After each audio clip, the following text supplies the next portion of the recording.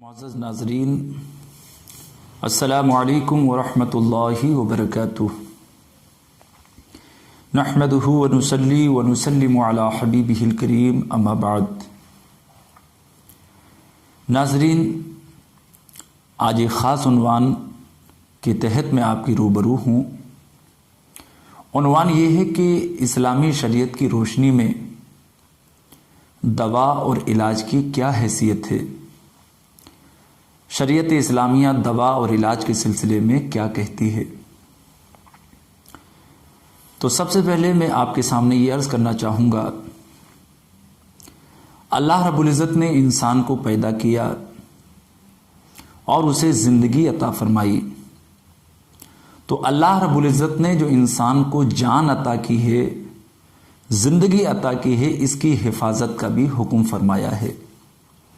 انسان کے اوپر لازم ہے، ضروری ہے، اور یہ فرض اعظم ہے کہ وہ اپنی جان کی حفاظت کرے۔ تو جس طریقے سے جان کی حفاظت فرض ہے، اپنی جسم کی، اپنی زندگی کی حفاظت ضروری ہے۔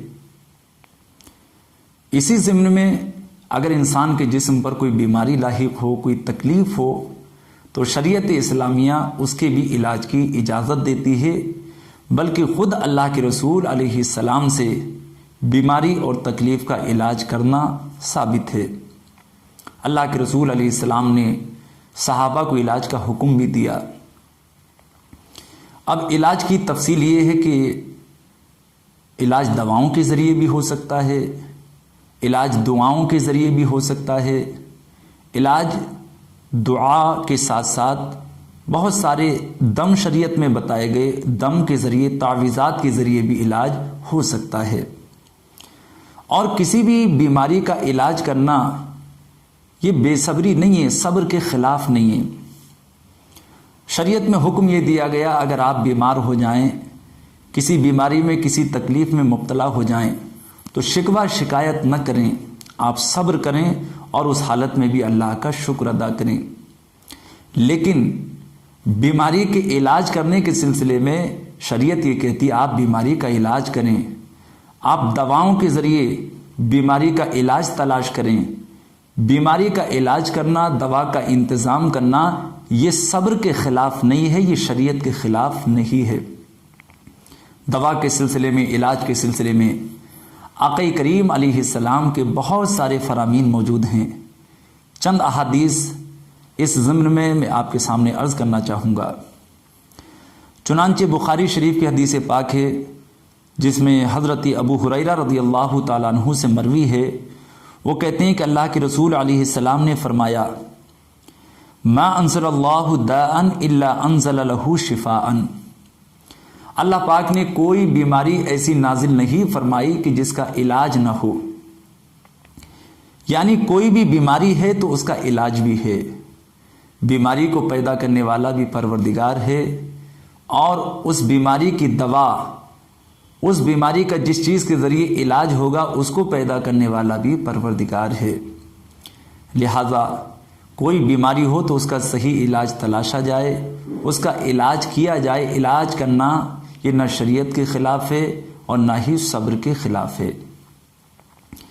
ایسے ہی مسلم شریف کے ایک حدیث پاک ہے، جس میں حضرت جابر رضی اللہ تعالیٰ عنہ سے مروی، وہ کہتے ہیں اللہ کے رسول علیہ السلام نے فرمایا، لِكُلِّ دَاءٍ دَوَاءٌ فَإِذَا أُصِيبَ دَوَاءُ الدَّاءِ بَرَأَ بِإِذْنِ اللَّهِ تَعَالَى۔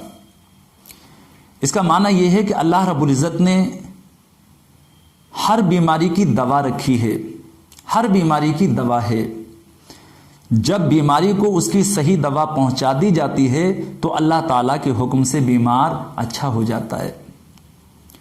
تو ہر بیماری کی دوا ہے، لیکن دوا ایک وسیلہ ہے، ایک ذریعہ ہے، جسے اپنانے کا حکم ہے، جسے اپنانے کی اجازت ہے، اور حقیقت میں شفا دینے والی ذات اللہ رب العزت کی ہے۔ تو ہم بیمار ہو جاتے ہیں تو ہم دوا کرتے ہیں، علاج کرتے ہیں، کیونکہ دوا اور علاج کرنے کا حکم ہے، اس کی اجازت ہے۔ جب ہم دوا کو اختیار کرتے ہیں، علاج کو اختیار کرتے ہیں، اور وہ صحیح دوا اور صحیح علاج ہوتا ہے، تو اللہ رب العزت کے حکم سے اس میں شفا ملتی ہے، اللہ رب العزت شفا عطا فرماتا ہے۔ یہی وجہ ہے کہ شفا چونکہ اللہ کے دست قدرت میں ہے، اللہ کے اختیار میں ہے، بسا اوقات علاج کے باوجود بھی آدمی کو شفا نہیں ملتی، تو علاج کرنا ہمارا کام ہے، دوا کرنا ہمارا کام ہے، شفا دینا یہ اللہ رب العزت کا کام ہے، یہ اللہ رب العزت کی قدرت میں ہے۔ اس حوالے سے ایک خاص بات فقہاء کرام یہ فرماتے ہیں کہ اللہ پاک نے شفا حلال چیزوں میں رکھی ہے، جائز چیزوں میں رکھی ہے، اس لیے فقہاء فرماتے ہیں حرام چیز کے ذریعے علاج کرنے کی اجازت نہیں ہے، اس لیے کہ حرام کے اندر شفا نہیں ہے، حرام چیز کے اندر شفا نہیں ہے۔ اس ضمن میں بخاری شریف کی ایک حدیث پاک ہے جس میں اللہ کے رسول علیہ السلام نے فرمایا کہ اللہ پاک نے حرام چیزوں میں، ناپاک چیزوں میں شفا نہیں رکھی، لہذا کسی ناپاک چیز کے ذریعے، حرام چیز کے ذریعے ہرگز علاج نہ کیا جائے، حلال طریقے سے حلال چیزوں کے ذریعے علاج کیا جائے۔ تو یہ علاج نہ شریعت کے خلاف ہے، نہ یہ صبر کے خلاف ہے، بلکہ یہ دائرے شریعت ہی میں آتا ہے۔ اچھے کلمات پر مشتمل ہوں، آیات قرآنیہ پر مشتمل ہوں، جن میں غلط کلمات نہ ہوں، ان تعویذات کے ذریعے بھی علاج کیا جا سکتا ہے۔ اللہ رب العزت ہمیں بیماریوں سے شفا عطا فرمائے، خلاق کائنات صحیح معنی میں ہمیں دین و شریعت پہ عمل کی توفیق عطا فرمائے، اللہ پاک ہمیں بے صبری سے محفوظ فرمائے، صبر کی توفیق عطا فرمائے، اور اس کے ساتھ ساتھ بیماریوں کا صحیح علاج ہمیں کرنے اور کرانے کی توفیق عطا فرمائے، آمین۔ وآخر دعوانا ان الحمد للہ رب العالمین۔ السلام علیکم ورحمۃ اللہ وبرکاتہ۔